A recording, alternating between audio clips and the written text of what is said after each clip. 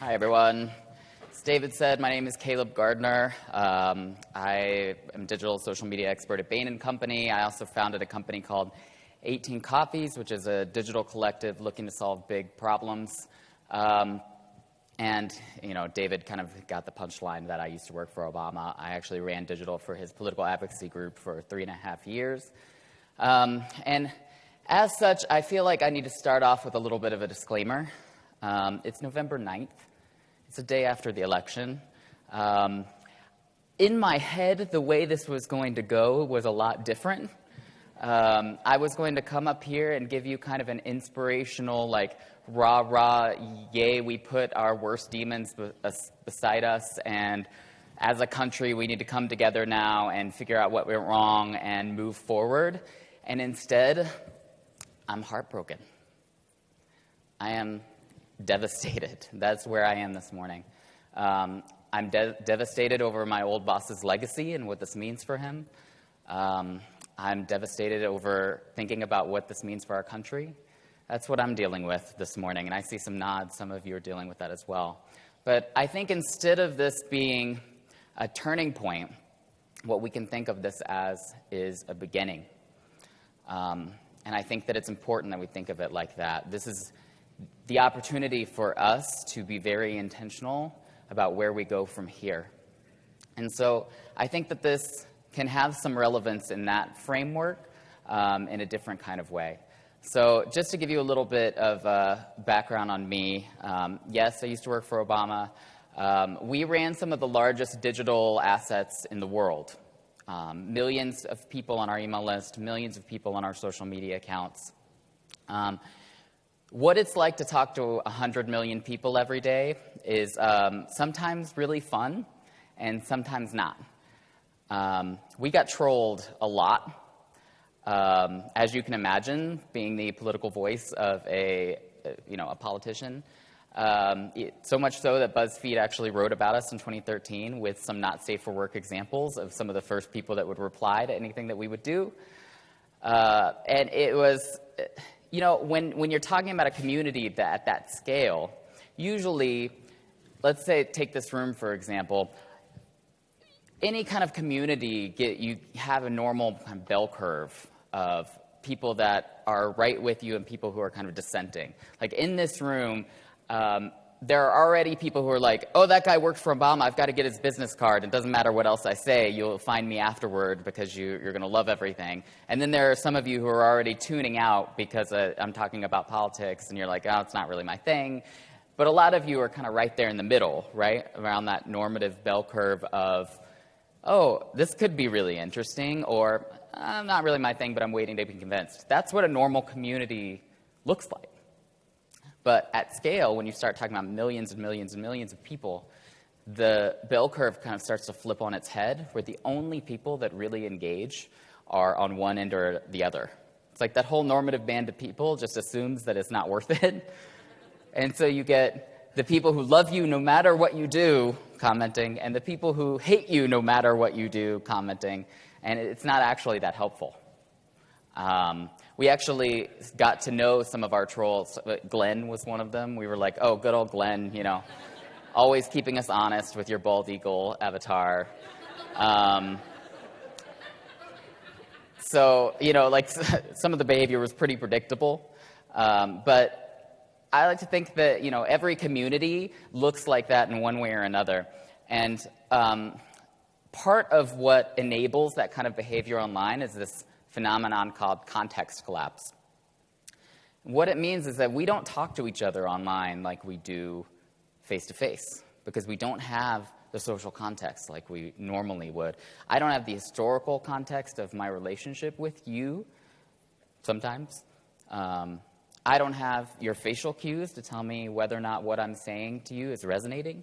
I don't have, you walking out of the room because I'm offending you, having to work with you the next day because you're a coworker. A lot of those things don't exist when we're arguing with each other online. Or they exist in shades of a real-life relationship, not the real truth of what that relationship is like. And so it enables bad behavior. This is the same thing that makes us really nervous when we get an email from our boss and we're not sure whether or not it's passive-aggressive or if they're actually just telling us what to do, like we can misinterpret, because you don't get the same social cues, right? This has enabled at scale for this election cycle, what I like to call is like a massive application of Godwins Law. Do you guys know Godwins Law?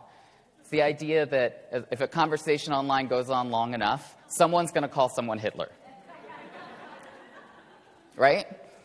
Like, we have taken this absurd conversation and taken it to its extremes, where we can only believe that one side or another is the absolute worst of all evils, no matter if they're just a different person with opinion or whether or not that's true.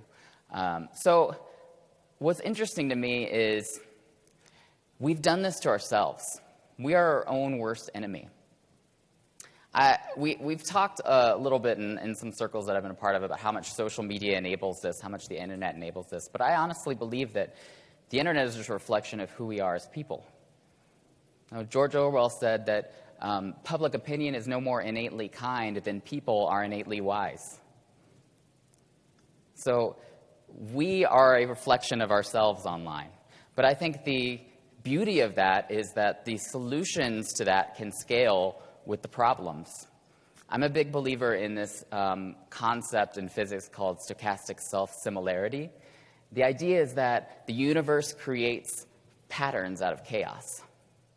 And if you pay attention, the patterns at a micro scale look similar to the patterns at a macro scale.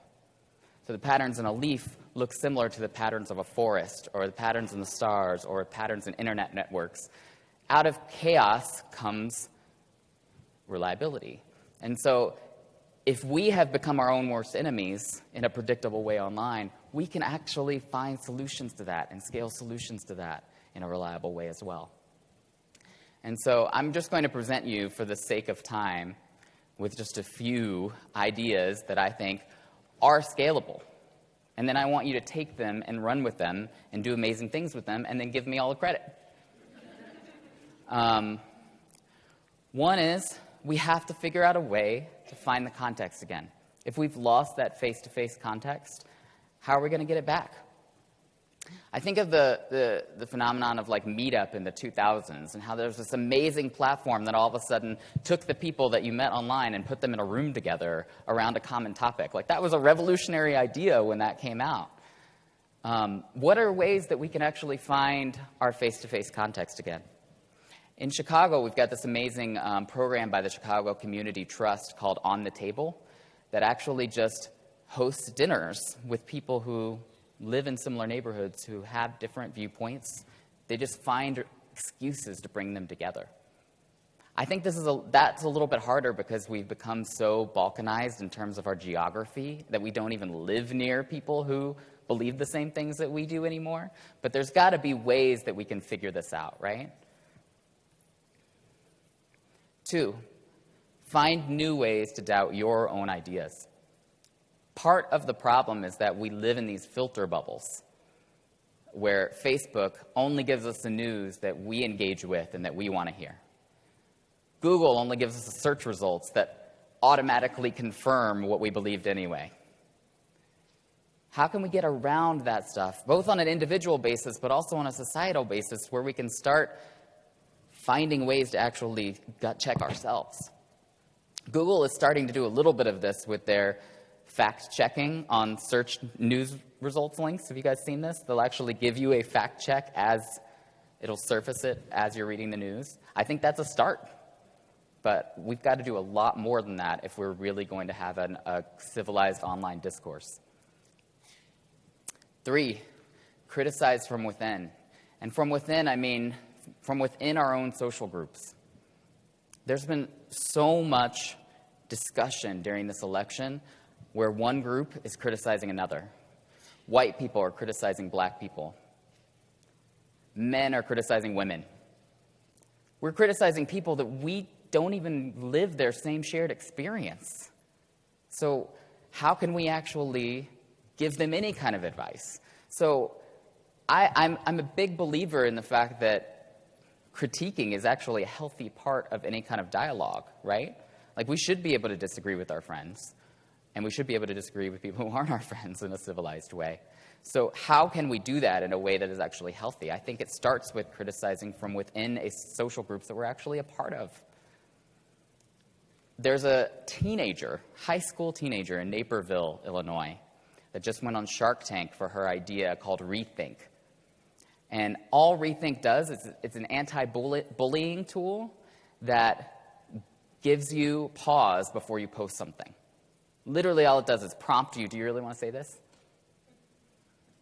Imagine if we did that for everything we posted. I'm a big believer in the 20-second rule. You guys heard of the 20-second rule? Make something 20 seconds harder and you're less likely to do it.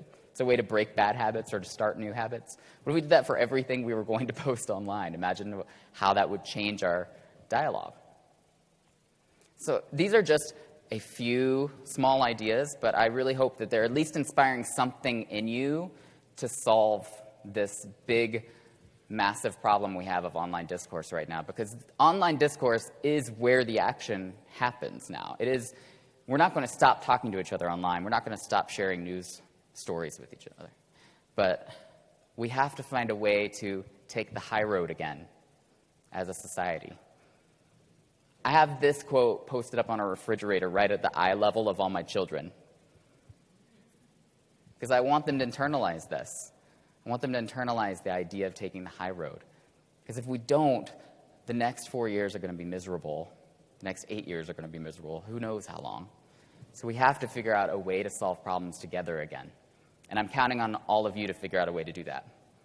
Thank you. Caleb Gardner, everyone. Awesome job, Patrick.